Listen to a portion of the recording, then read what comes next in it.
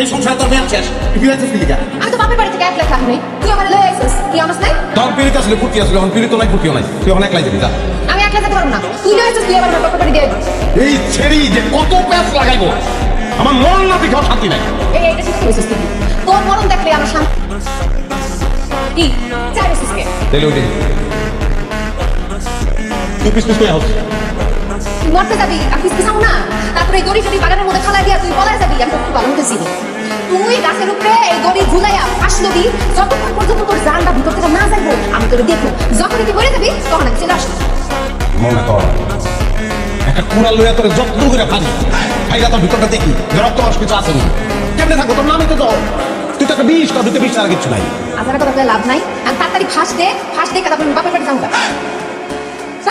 হ্যাঁ ফাঁস লইতে আমি দেখুন যে বউ কেমনে দেখে যে স্বামী মতা চায়। হ্যাঁ বলো